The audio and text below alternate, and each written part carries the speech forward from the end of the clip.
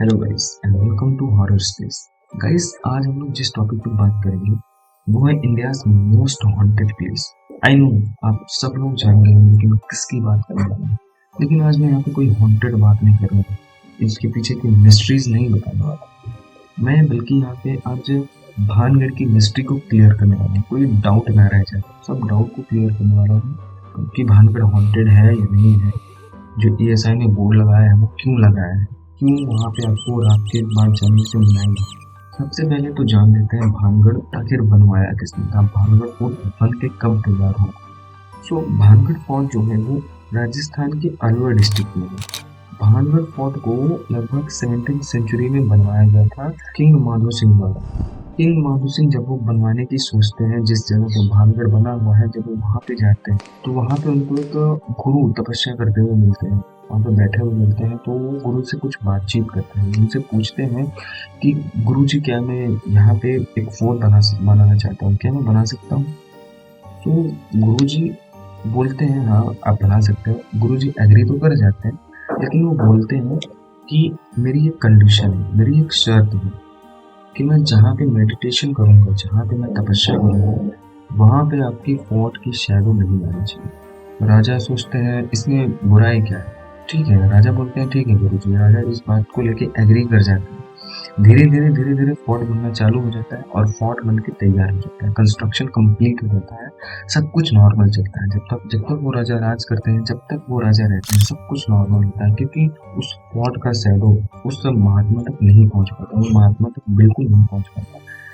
फिर क्या होता है, फिर आगे उनके जो वंशज होते हैं, उनके जो सक्सेसर होते हैं, आने वाले राजा होते हैं, माधो सिंह के बाद के जो राजा होते हैं, वो क्या करते हैं।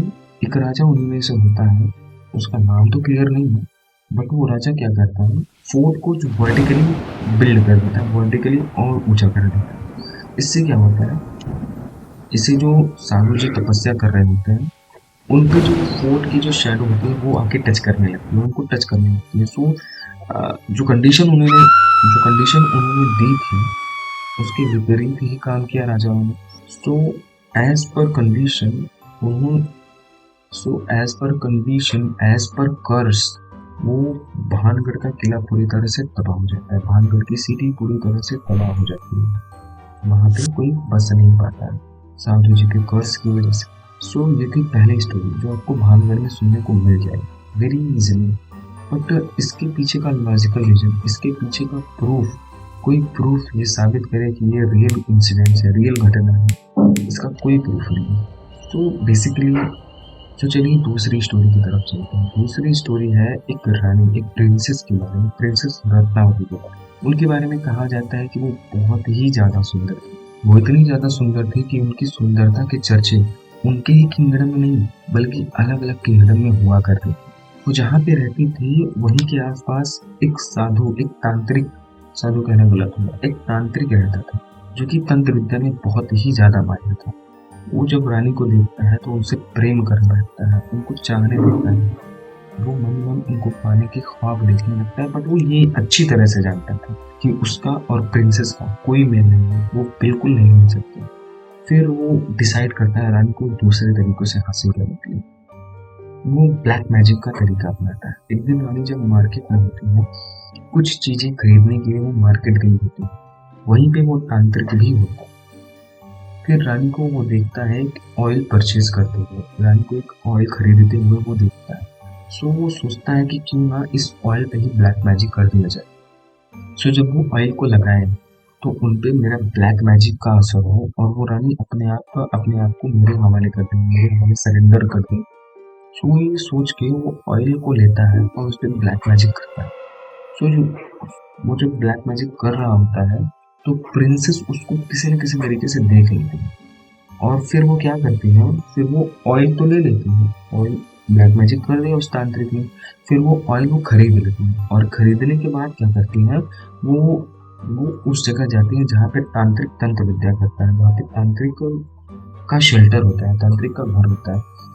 तो वहाँ पे जाने के बाद वो एक बड़ा सा पत्थर होता है, उस पे ऑयल को पोर कर देती है, ऑयल को लगा देती है पूरी तरह से। तो जब उस पे ऑयल लगाती है तो ऑयल पूरी तरह से ढहने लगता है, ढह के जहाँ पे तांत्रिक होता है वहाँ पे जाके उस तांत्रिक को कर्स्ट कर देता है। तांत्रिक को एकदम मतलब तांत्रिक को ऊपर ही गिर जाता है, तांत्रिक उससे दब जाता है, मरने वाला होता है। तो जब वो मरने वाला होता है, उसका लास्ट वर्ड ये होता है, वो बोलता है कि मैं इस किले को, इस पूरी सिटी को कर्स कर देता हूँ कि यहाँ पे कोई बस नहीं पाएगा, किसी के ऊपर छत नहीं होगी, मतलब किसी घर के ऊपर यहाँ पे छत नहीं होगी। वो इस तरह से भानगढ़ को कर्स करता है।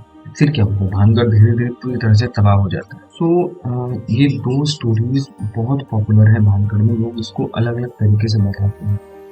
और एक बात बहुत फेमस है भानगढ़ में कि लोग कहते हैं कि जो रानी थी, प्रिंसेस रत्नावती थी, उनका दोबारा से जन्म होगा, कहीं तो उनका दोबारा से जन्म होगा, और ये भानगढ़ उनका वेट कर रहा है ताकि वो यहाँ पे आए और इस सैडिस्टिक कर्स का अंत हो। सो क्या लगता है, इतना रियल हो सकता है कि कोई इंसान कोई लिक्विड किसी पत्थर पे डाले और वो चलने लगे, और वो चल के उसी जगह जाए जहाँ पे वो बैठा हो, वो इंसान जो उसका विक्टिम है? क्या ये रियल है? Is it real? मनने तो ना लागे भाई, ये रियल है। बट नॉन लिविंग थिंग्स कैसे चल सकते हैं अपने आप without extra force, without even getting touch to anyone? ये वो स्टोरीज हैं बहुत पॉपुलर। अब आते हैं कुछ लॉजिकल रीजंस की तरफ, कुछ लॉजिकल फैक्ट्स की तरफ आते हैं। तो सबसे पहले बात करते हैं भानगढ़ बना कहाँ पे। जहाँ पे भानगढ़ बना है उसके आसपास में एक टाइगर रिजर्व है, सरिस्का टाइगर रिजर्व। सो एएसआई ने ये मार्क उसलिए लगाया है ताकि आपको प्रोटेक्ट कर सके वो लोग, आप अंदर ना जाओ रात के टाइम पे, ताकि वाइल्ड एनिमल्स का भी खतरा रहता है। और दूसरी चीज ये है कि जो भी मॉन्यूमेंट एएसआई प्रोटेक्ट करती है, वहाँ पे रात के टाइम पे एंटर होना बिल्कुल मना होता है। आप सूर्यास्त के बाद वहाँ पे एंटर नहीं कर सकते। जो भी एएसआई द्वारा मॉन्यूमेंट प्रोटेक्टेड होते हैं उनके अंदर आप रात को नहीं जा सकते। ये रीजन है पहला। अब दूसरा रीजन है, क्या है बताते हैं आपको। दूसरा रीजन ये है कि भानगढ़ और अजबगढ़ के बीच में एक युद्ध हुआ था, एक लड़ाई हुई थी जिसमें भानगढ़ काफी तबाह हुआ था, भानगढ़ में काफी क्षति हुई थी, काफी नुकसान हुआ था। और दूसरा ये है कि भानगढ़ को इन्वेड किया था मुगल्स ने नॉर्थ साइड से, तो काफी ज्यादा उन्होंने नुकसान पहुंचा था भानगढ़ को, पूरी तरह से तरीके से बोलो तो पूरी तरह से तबाह कर दिया था। तो ये दो लॉजिकल रीजंस बहुत अच्छे से सामने आते हैं और बहुत फिट भी बैठते हैं। सो क्या लगता है आपको, is it really Bhangarh haunted और नॉट? मुझे तो यही लगता है भाई कि हॉन्टेड नहीं है, बट एक बार जाके देखना पड़ेगा। रात के टाइम पर ड्रीमिंग नहीं, दिन के टाइम भी लोग बोलते हैं बहुत सारी चीज़ें वहाँ पे एबनॉर्मल होती हैं, बहुत सारी नेगेटिव वाइब्स आती हैं वहाँ से। दिन के टाइम भी वो स्पूकी लगता है देखने में, बहुत ज़्यादा डरावना लगता है। सो ये थी पूरी स्टोरी भानगढ़ के बारे में, भानगढ़ के हॉन्टेड होने के बारे में और उसके पीछे की रीज़न के बारे में, लॉजिकल रीज़न के बारे में। तो मेरा ये मतलब है, आप अंडरस्टैंड करो कि आपको क्या फिट बैठता है, क्या बेटर लगता है। तो ये वीडियो यहीं पे एंड करता हूँ।